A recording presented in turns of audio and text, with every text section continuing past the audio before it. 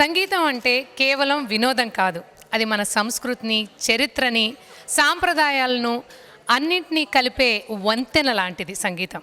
మరి మన young singer Arun Kaundinya మనతో ఉన్నారు.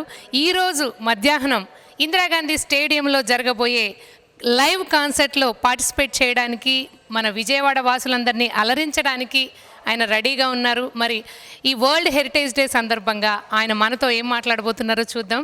అరుణ్ గారు చెప్పండి, heritage day, world heritage day అంటే అసలు మీకు ఏం గుర్తొస్తుంది? ఇందాకే అనుకున్నట్టుగా సంగీతానికి, చరిత్రకి, సంస్కృతికి, సాంప్రదాయానికి దగ్గర అనుబంధం ఉంది. సో తాడేపల్లి గూడెం నుంచి మీరు ఇక్కడికి ఎప్పుడన్నా, అప్పుడు మీ చిన్నప్పుడు ఎప్పుడన్నా వచ్చారా విజయవాడకి? చిన్నప్పటి నుంచి నేను యాక్చువల్లీ పెరిగింది హైదరాబాద్ అండి. మా ఊరు తాడేపల్లిగూడెం, కానీ I was brought up in Hyderabad.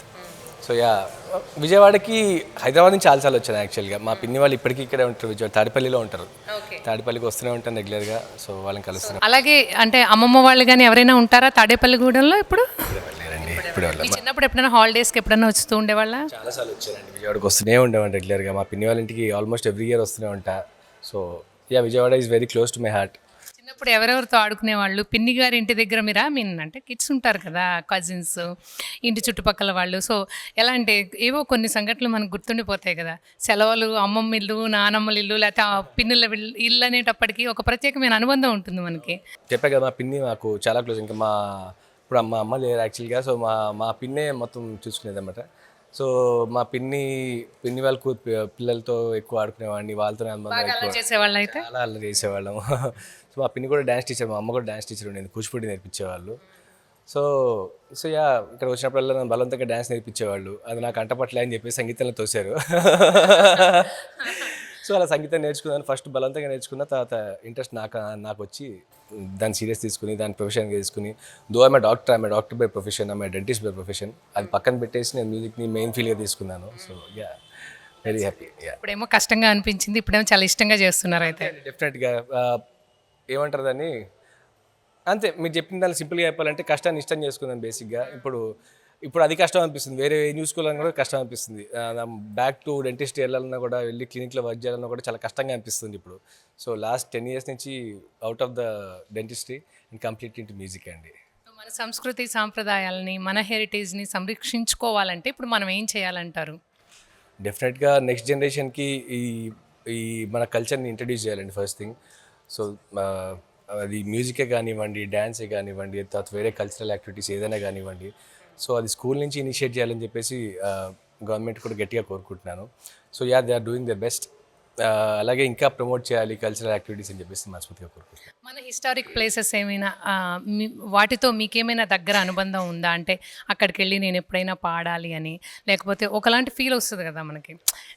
ఎందుకంటే సంగీతం అన్నా, లేకపోతే చారిత్రక ప్రదేశాలన్నా, రెండింటి దే ఆర్ ఇంటర్లింక్డ్.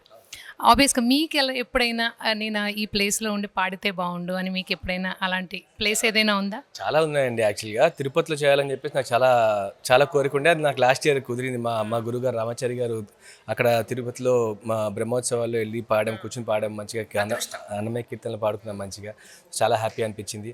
అలాగే మన విజయవాడ అమ్మవారి దగ్గరికి వెళ్ళి కూర్చుని పాడడం, గర్భగుడిలో కూర్చుని పూజారి గారు గుర్తుపట్టి మమ్మల్ని పాడించారు, చాలా సంతోషంగా అనిపించింది.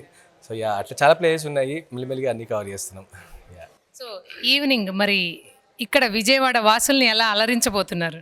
అది చెప్పడం కంటే చూడడమే బాగుంటుందండి. ఏం చేయమంటే చూడాలంటే ఏం చేయాలి? సో అది మీరు చూడాలంటే ఈవినింగ్ వైకే ఛానల్ లైవ్లో చూడాల్సిందే.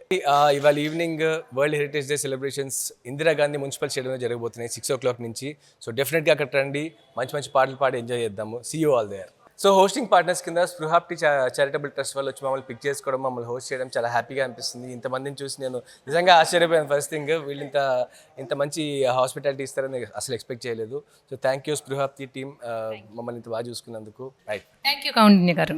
వరల్డ్ హెరిటేజ్ డే సందర్భంగా హెరిటేజ్ హార్మనీ పేరుతో ఎన్టీఆర్ జిల్లా యంత్రాంగం మరియు ఏపీ టూరిజం సంయుక్తంగా ప్రతిష్టాత్మకంగా తీసుకొని నిర్వహిస్తున్న హెరిటేజ్ డే సెలబ్రేషన్స్ ఈరోజు సాయంత్రం ఇందిరాగాంధీ స్టేడియంలో 6 గంటలకి మొదలవుతాయి. మరి Vijayawada, please get ready and see you in the evening. Exclusive live on YK TV network. Please watch it.